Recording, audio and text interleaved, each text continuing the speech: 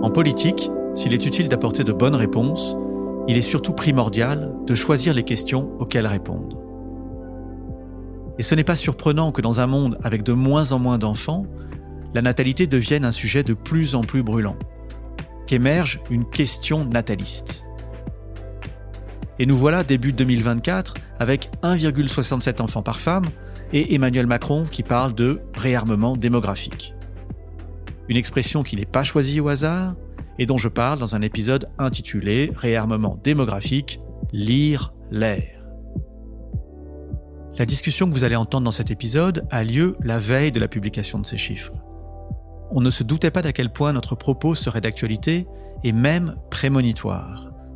À quel point la question de la natalité deviendrait si vite un enjeu politique. C'est clair, à partir de maintenant, la démographie entre de plein pied dans le débat politique. Et qui de mieux pour en parler que Cécile Alduy, professeure à Stanford, Californie. J'étais sur le point de prendre mes billets pour San Francisco quand Laurent Kouchner, mon producteur, m'a rappelé l'existence de Zoom. Ok, Zoom. Si bien que la distance s'entend un peu dans notre enregistrement. Et cette petite altération sonore qui parfois s'invite dans notre conversation, ne la rejetez pas, c'est du soleil californien. Bonjour, je m'appelle David Duhamel et je suis professeur d'économie à l'ILERI et enseignant à Sciences Po Paris. Bonjour Cécile Alduy, merci d'être là avec moi aujourd'hui. Donc je vous présente, vous êtes professeure de littérature à Stanford, sémiologue, autrice de plusieurs ouvrages autour du langage des hommes et des femmes politiques. Le dernier sorti en 2022 par exemple, La langue de Zemmour aux éditions du Seuil. Et nous nous sommes rencontrés autour d'un auguste débat sur France Inter autour de la natalité, ou plutôt de la baisse de la natalité dans le monde entier. Et je me suis dit que vous étiez la personne parfaite avec qui parler de la politisation en France et ailleurs de la question de la natalité et surtout de la sous-natalité. Alors, pour mettre cette discussion dans le contexte, il se trouve qu'on se parle aujourd'hui à la veille de la sortie des nouveaux chiffres en France de natalité que l'INSEE doit nous donner. En gros, il est à peu près certain que 2023 a vu une baisse des naissances d'à peu près 7%, ce qui est un rythme beaucoup plus important que les années précédentes. On passerait de 1,8 à 1,7, c'est absolument pas la fin du monde. Et moins 7% par an, c'est un rythme coréen presque, donc c'est un petit peu inquiétant. Je pense qu'on va entendre beaucoup parler de ce chiffre. Et puis la France semble rentrer progressivement dans le rang des pays européens, ne plus avoir cet exceptionnalisme français, la moyenne européenne étant 1,5. Donc je voudrais commencer en vous demandant si on peut enfin admettre que tout ça, c'est bien la faute des femmes. Alors, en général, pour faire des bébés, il faut quand même plus que des femmes, jusqu'à nouvel ordre, même s'il y a pas mal de moyens de faire l'économie d'un homme dans l'équation, mais c'est surtout le résultat de tendances sociétales profondes, comme vous l'avez dit, qui ne sont pas du tout spécifiques à la France, c'est-à-dire que le désir d'enfant vient plus tard, l'accomplissement du désir d'enfant vient plus tard, et les contraintes économiques, sociales et maintenant aussi environnementales pèsent énormément dans le choix ou non de faire des enfants.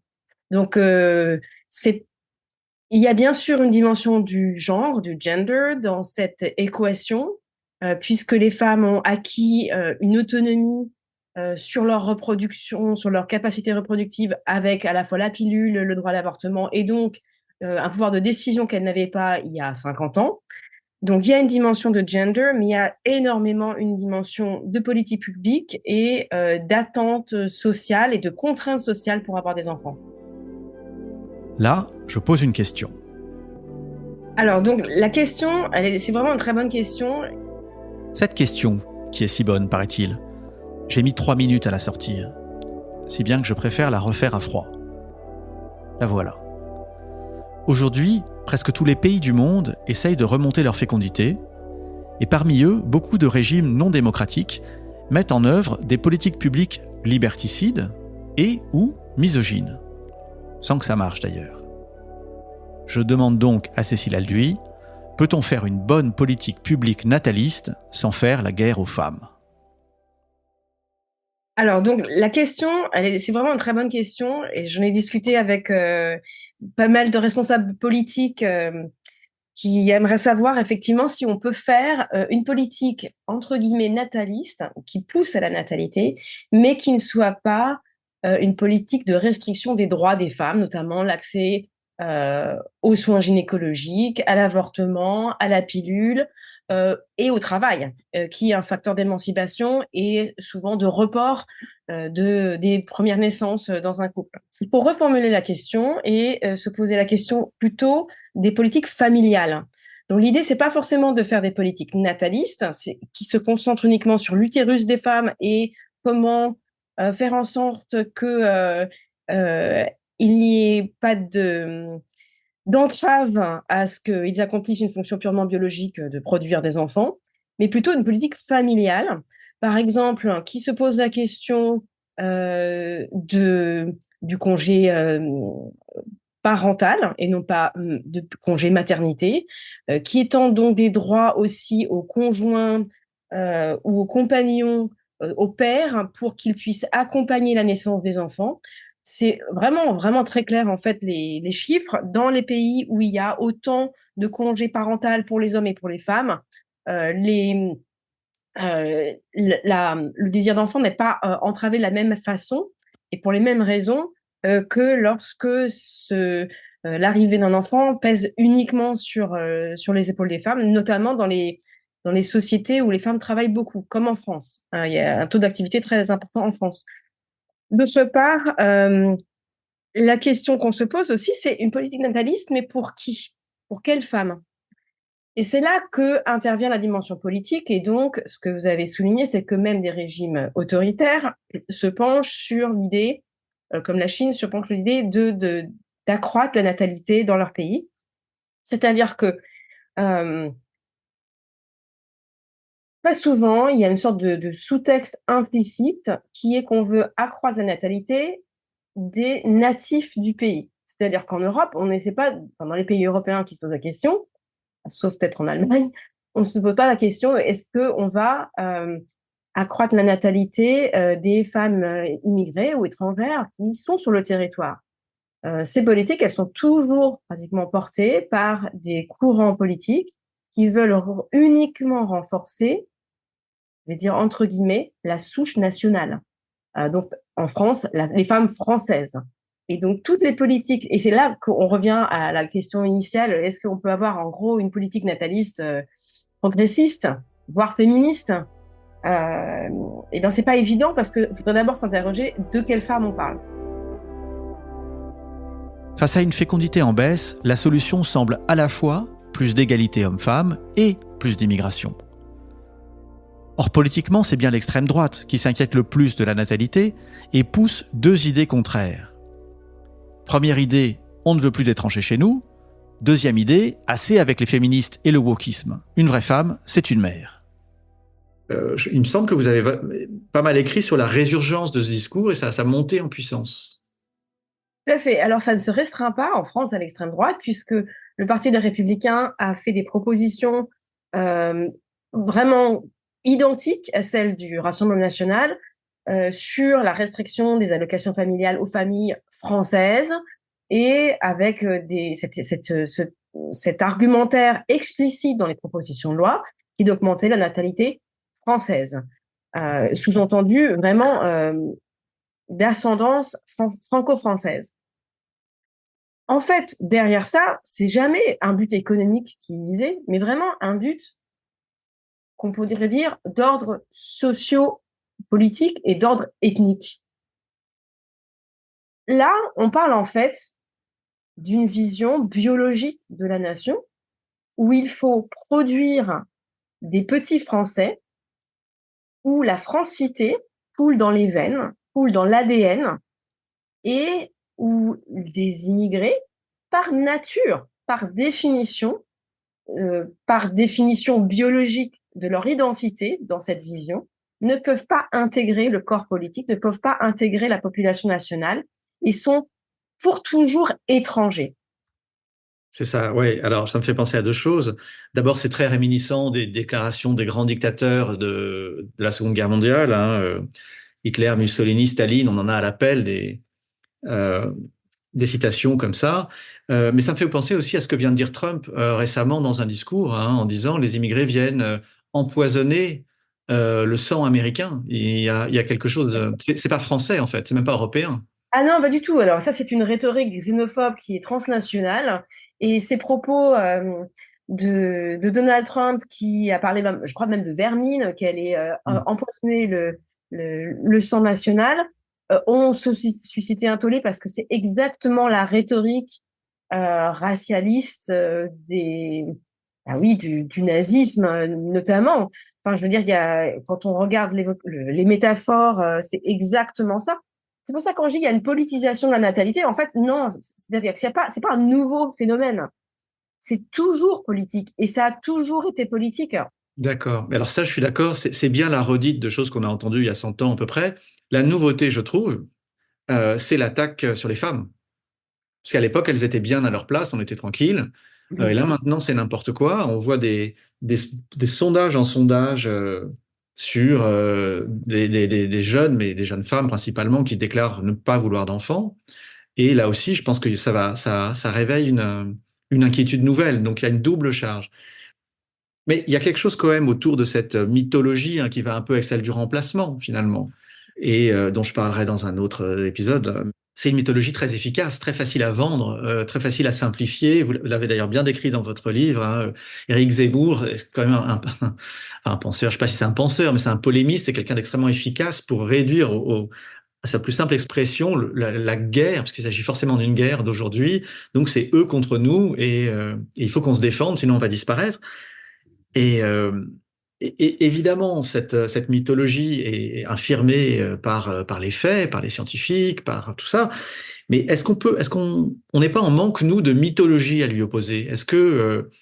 Alors est-ce que je veux dire la gauche, ou en tous les cas, les progressistes sont pas en panne de mythologie? Je pense que ils passent leur temps à soit contrer les coups, soit répondre, plutôt que de proposer leur propre récit, leur propre discours.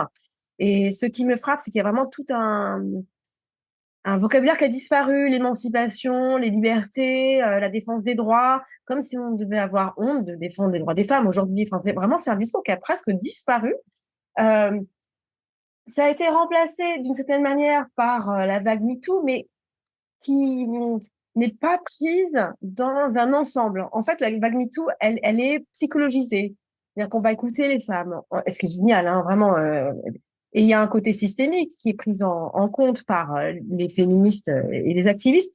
Mais quand on regarde le compte-rendu médiatique de la vague MeToo, ce sont des cas individuels. C'est Vanessa Springora contre Maznev. C'est Depardieu contre Charlotte Arnoux. Et donc, il y a une personnalisation, une psychologisation qui fait perdre de vue pourquoi on se bat pour ça, en fait. C'est-à-dire le principe fondamental de l'égalité, de la dignité humaine. Et donc, ces principes fondamentaux, on a l'impression qu'ils ne sont plus l'horizon du discours. Et donc, ils ne portent plus ni un espoir, ni un combat. Et donc, peut-être, autant l'extrême droite porte des valeurs, l'identité, la culture, etc., qui sont martelées, autant la gauche ne porte plus vraiment, ou le camp progressiste, c'est un petit peu installé dans un confort intellectuel, comme si ces valeurs étaient inattaquables et admises par tous et toutes, ce qui n'est pas tout à fait le cas. D'autre part, ce qui est très pratique pour ces mythologies d'extrême droite sur la natalité, sur euh, la lutte contre l'immigration, c'est que c'est très facile d'employer un vocabulaire que les auditeurs peuvent assimiler à leur cas personnel. Quand on dit la France va disparaître, elle est en déclin, il y a de l'insécurité, etc., les connotations psychologiques, le ressenti, voire l'émotion qui va être suscitée d'un point de vue des rhétoriques est immédiat et très palpable. C'est beaucoup plus facile de faire passer un message fondé sur la peur, notamment la peur du lendemain dans un contexte aujourd'hui qui est extrêmement anxiogène, que de faire passer un message sur une aspiration à plus d'égalité, par exemple, alors que il y a cette idée assez fausse d'ailleurs, qu'on a déjà fini. L'égalité, c'est fini. On a eu la Révolution française. C'est déjà acquis. Est-ce que vous trouvez, donc parmi cette génération plus jeune, cette question de la parentalité, est-ce que vous trouvez qu'il y a encore une injonction à la maternité. Et moi, j'ai remarqué que les jeunes hommes n'ont pas l'air tellement soumis à l'injonction de la paternité dans l'ensemble.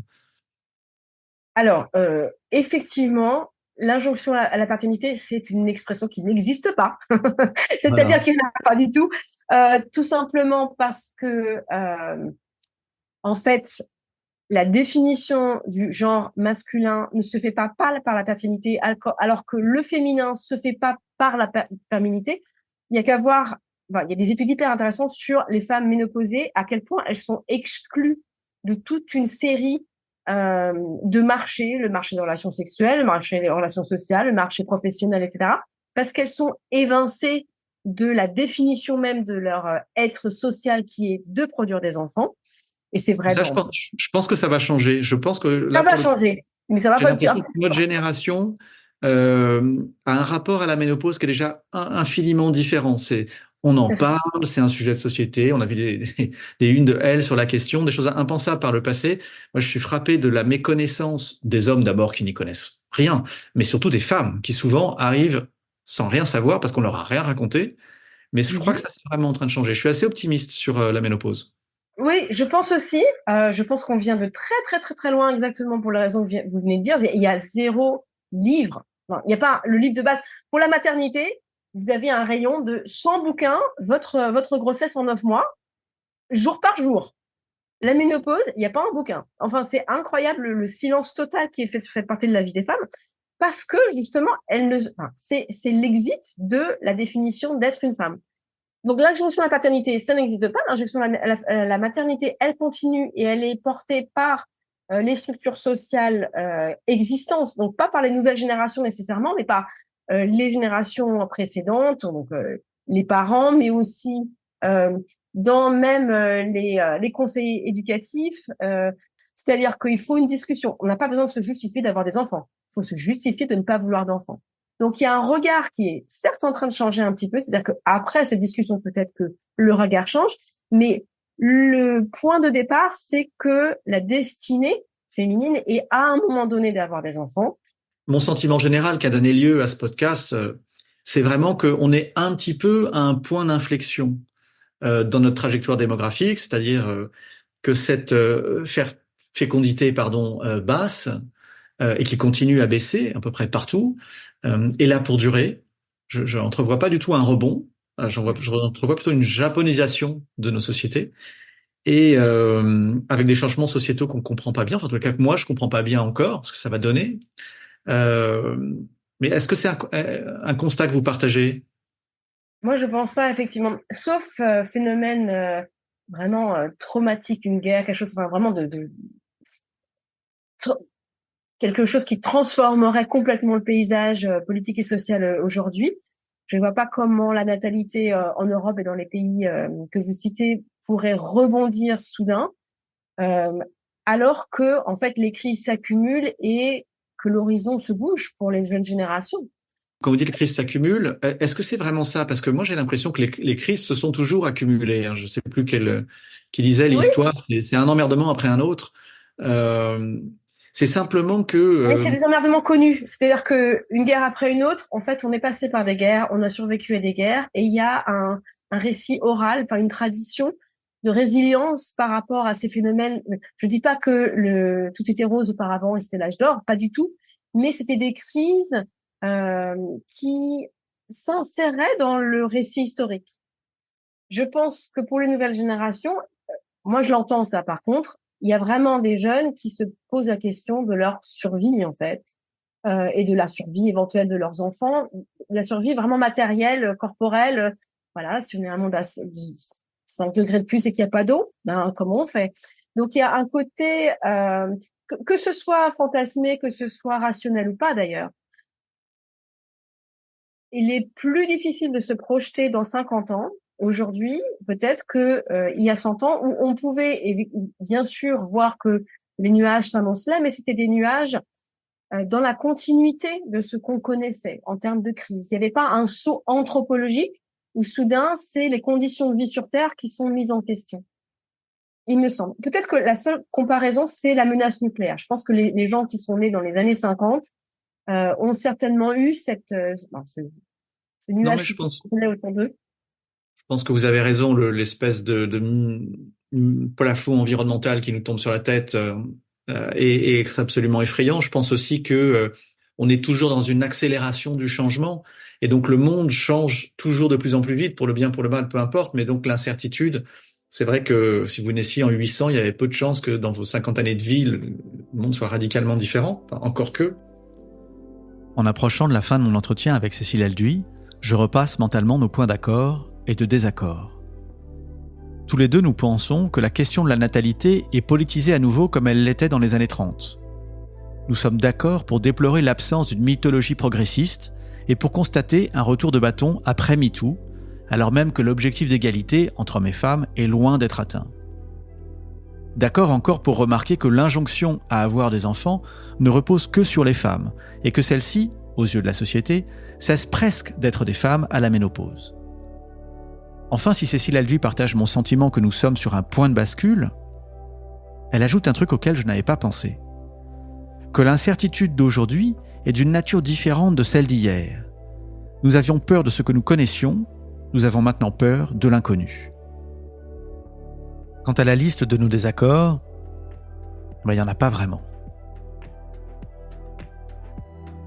Cécile Alduy, merci beaucoup pour cette discussion, et je pense que ce sera éclairant pour les nombreux auditeurs de ce podcast.